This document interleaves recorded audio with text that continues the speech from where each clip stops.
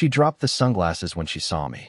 Right there between the pretzel stand and the makeup kiosk, Cassidy froze like she'd just seen a ghost. The frames hit the floor with a light plastic crack. Her hand hovered midair, mouth parted slightly, and for a second, I swear we both forgot how to breathe. I didn't move. Not because I didn't want to. I couldn't. My legs locked. My stomach twisted. Every part of me screamed to turn around and vanish. But I just stood there like some pathetic department store mannequin, watching her eyes widen as they scanned me. Top to bottom. Slower than I expected. I looked different. I knew I looked different. Because the man standing in front of her now wasn't the man she destroyed 2 years ago. She took a step forward, lips quivering like she wanted to say something. Maybe hi. Maybe sorry. Maybe what the hell happened to you? But I beat her to it, with silence. I turned away. Didn't say a word. Didn't flinch. I just walked. Straight past her, past the little girl tugging on her dress. Yeah, she had the kid with her. And into the nearest store like I didn't even recognize her. And behind me, I heard it. Her voice. Nolan. The voice I used to wake up to. The voice that once whispered she couldn't live without me. Now it sounded afraid. Small. Like it knew something had shifted. And God help me, I smiled. Because this time, I was the one leaving her speechless. But let me rewind. Because to understand why I walked away like that, why I didn't look back, you need to know what she did to me. And why I don't carry her photo in my wallet anymore. It wasn't just the cheating. That'd almost be easier to digest. It wasn't even the baby. It was the way she celebrated the destruction of our life together. The way she looked happy in every photo with him. The way she acted like I was just some boring chapter she skimmed through before starting the real story. 2 years ago, I was shattered. Now I have my own story. But back then, she ripped me apart. She didn't cry. That's the part one still can't forget. No tears. No hesitation. She just said it, casually, like she was commenting on the weather. I think we've outgrown each other, Nolan. Outgrown. Like I was a pair of old jeans with fading knees. Like everything we built, the holidays, the nights we spent laughing over nothing, even the miscarried child we mourned together, all of it was just a phase she outgrew like some teenage trend. I remember the way the light hit the kitchen tiles that morning. I remember the toast burning in the toaster because she got distracted by her phone again.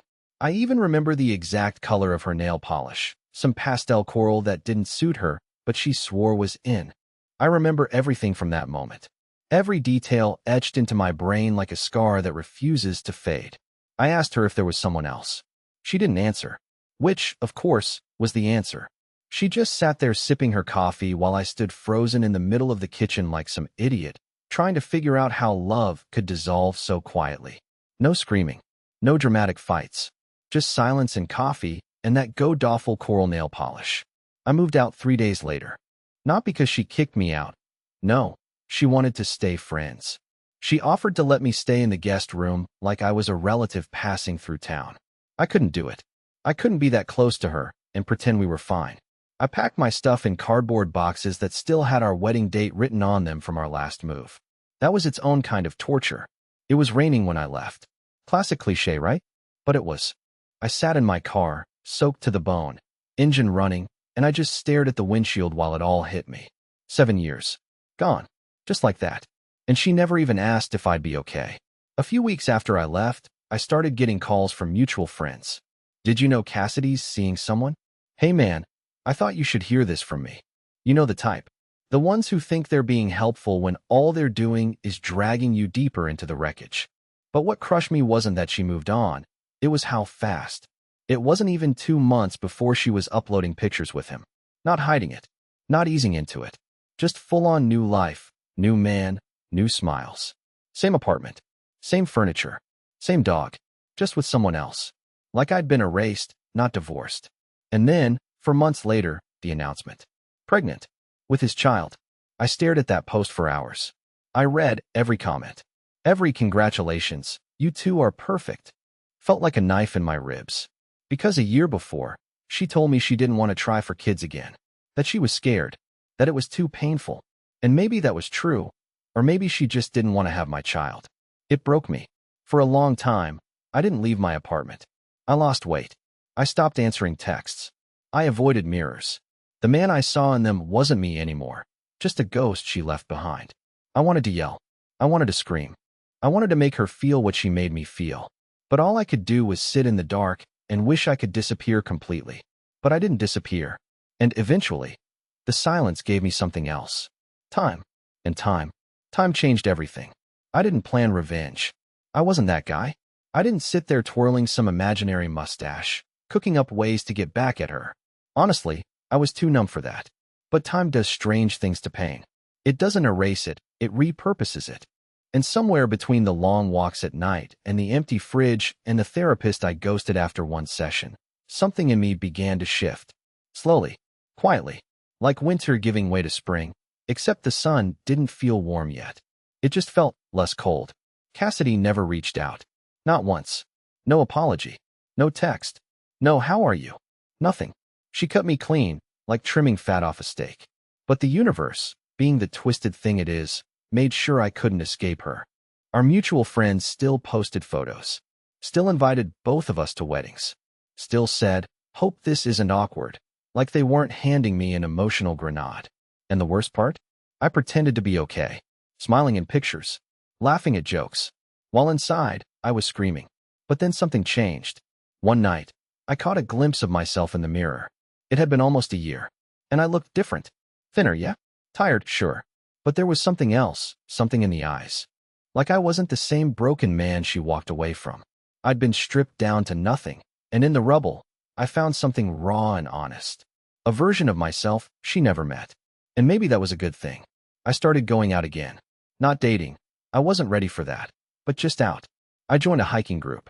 Took up cooking. Said yes to things I would have said no to back when I lived my life by her moods and preferences. And slowly, people noticed. Noticed that I was different. Stronger somehow. Even if I didn't feel it yet. And that's when the calls started. At first, it was a mutual friend. Hey, Cassidy mentioned you today. I ignored it. Then another. She saw your photo from the rooftop dinner. Said you look good. I nearly dropped my phone. Not because it mattered, but because after all this time, she was still watching. Still paying attention. Still curious. Then came the real shock. One afternoon, I got a DM. A name I hadn't seen on my screen in over a year. Not her. No, she wouldn't be that bold.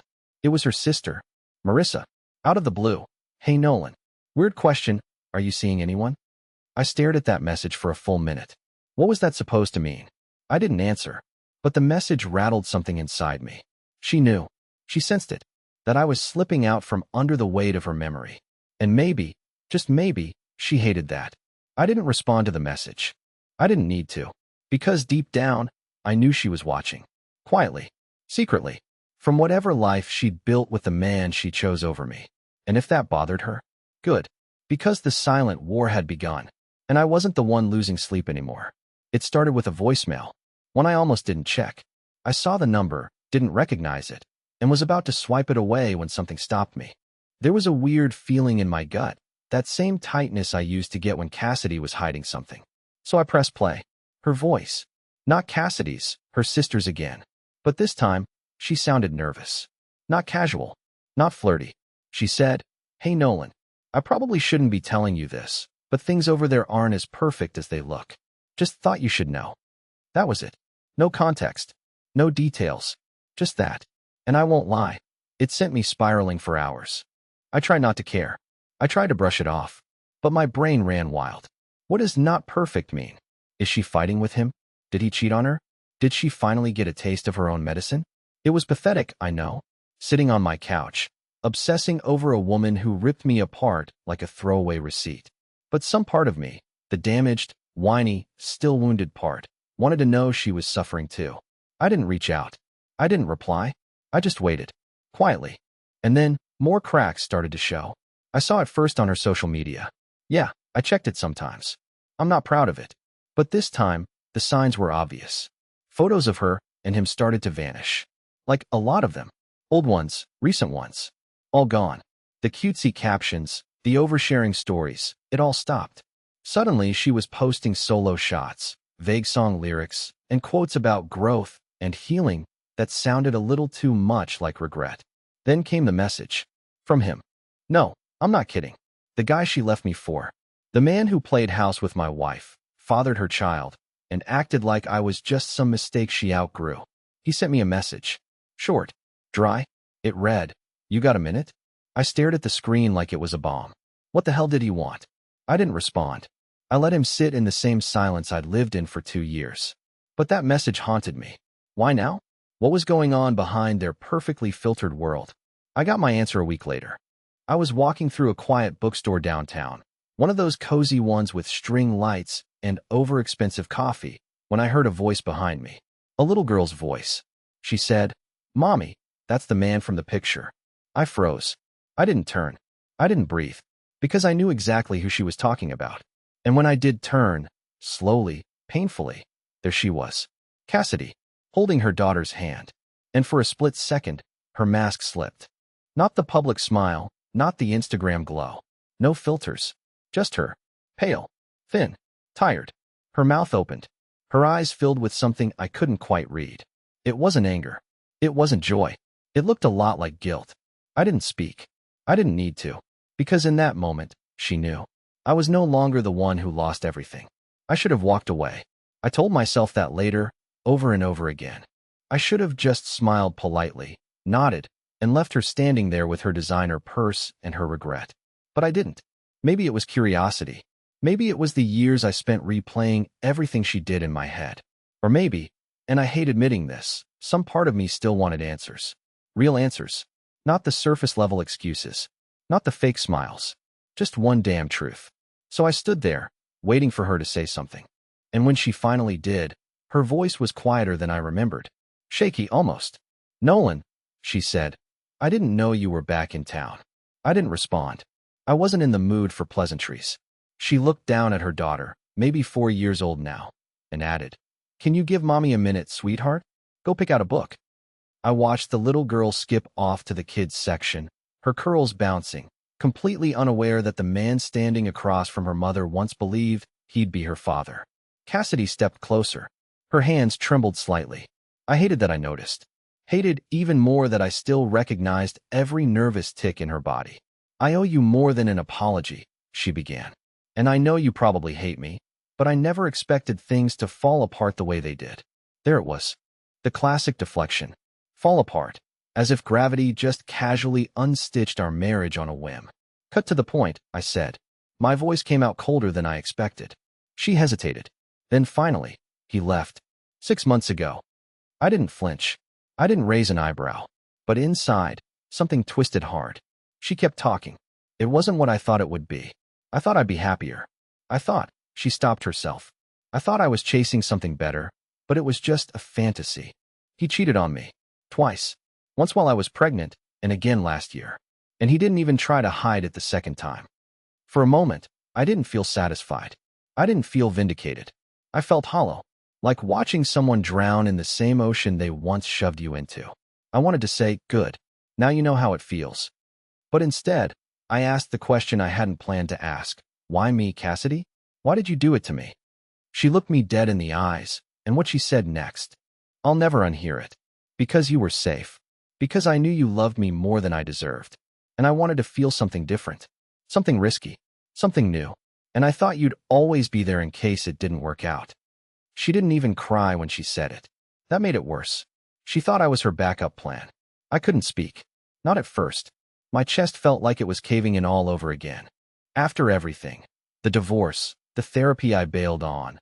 The nights I screamed into pillows until my throat went raw. I was never the man she truly wanted.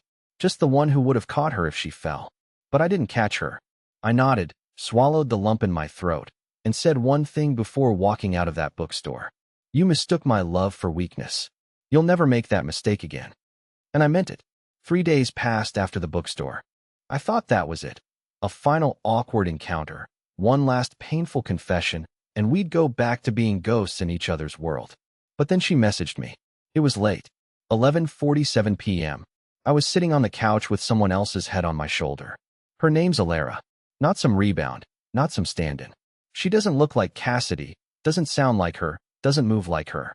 She's quiet where Cassidy was loud, curious where Cassidy was cynical. And most importantly, she met me after the wreckage.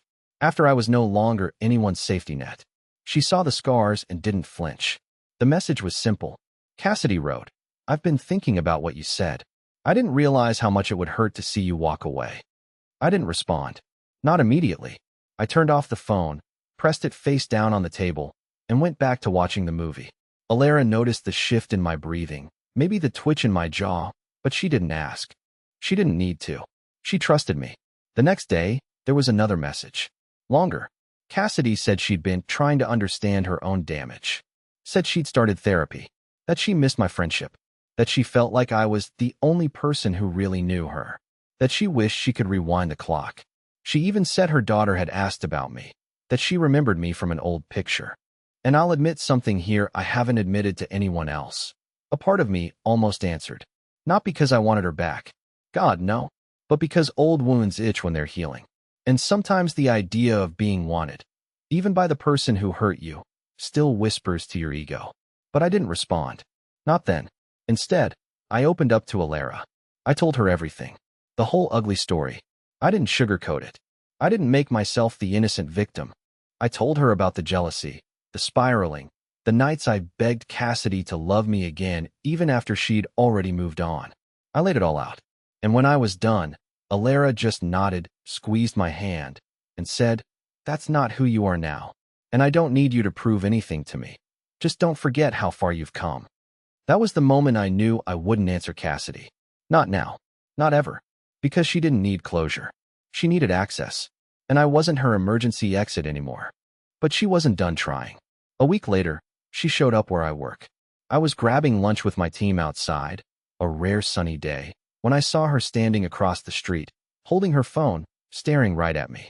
I don't know how long she'd been there, but when our eyes met, she gave a tiny wave. I didn't wave back. Alara was sitting beside me, and I turned to her, smiled, and asked if she wanted to grab dessert after. Because Cassidy needed to see it.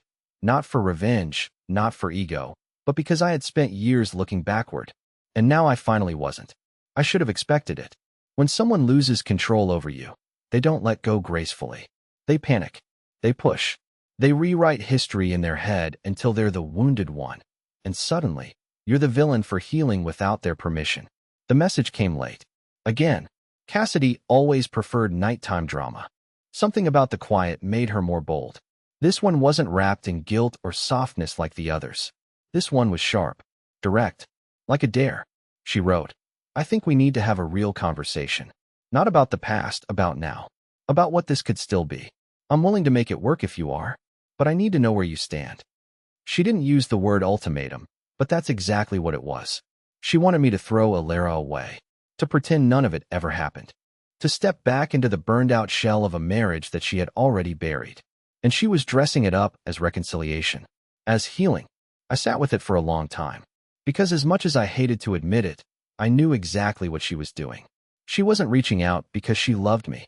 She was reaching out because I wasn't broken anymore, because I'd stopped orbiting her, because she had become a spectator in a life she once controlled, and now she wanted back in, not for me, but for the comfort I used to provide. There was a time when that message would have pulled me in. I would have read it 5 times, crafted a thoughtful response, maybe even met her for coffee to talk things through. I would have hoped for clarity, closure, one last emotional autopsy to understand why she did what she did. But not this time. Because this time, I didn't need to understand her anymore. I didn't need to solve her puzzle or fix her regrets. I wasn't her project. I wasn't her proof that people come back. So I wrote her back one last time. It was short, cold, final. I said, "There's nothing left to make work. You made sure of that. Whatever fantasy you're holding on to, let it go." I have. And I meant every word. I blocked her number after that. Not out of spite. Out of survival. Because when you've drowned once, you don't go back to the water just to see if it still hurts. Alara never asked about the message. She must have sensed something changed that night, but she gave me space. She always did.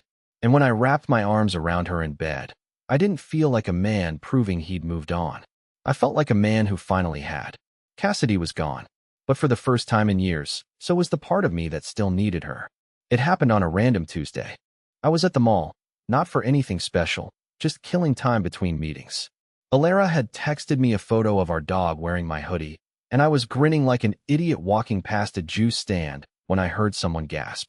That sharp little intake of breath people make when they've seen a ghost. I didn't even have to turn around. I felt her. The air changed, but I turned anyway. Cassidy was standing about 15 feet away, holding a bag in one hand and frozen mid-step. Her hair was darker now, shorter too. She looked older, not in a bad way, just less polished, less performance. And she was staring at me like the wind had been knocked out of her. And me? I just smiled. Not a smirk, not smug, just a simple, easy smile, like seeing someone from high school you once knew well but no longer miss. She didn't say anything at first. She just nodded. I nodded back. It wasn't cold. It wasn't awkward. It was just over. There was no drama. No desperate attempt to reopen old wounds. Just silence. And in that silence, I felt something strange. Peace. She didn't follow me. Didn't call out. She just turned and walked the other way. And I kept walking too. Outside, Alara was waiting in the car. Passenger seat reclined, sunglasses on, feet on the dash, humming to some indie band I still can't pronounce. I slid into the driver's seat, leaned over, kissed her on the cheek, and she smiled without asking anything. That's when I realized Cassidy wasn't my heartbreak anymore. She was just a chapter. A hard one, sure. A messy one. But not the whole book. And the man she left behind? He's long gone. Because the truth is, I didn't just survive what she did to me. I grew from it. I became someone I like. Someone who doesn't chase closure or beg for answers or lose himself in someone else's storm. Someone who finally understands that healing isn't loud. It's quiet. It's walking past the woman who broke you and not even blinking. So yeah, she saw me again. But this time, she was the one watching me walk away.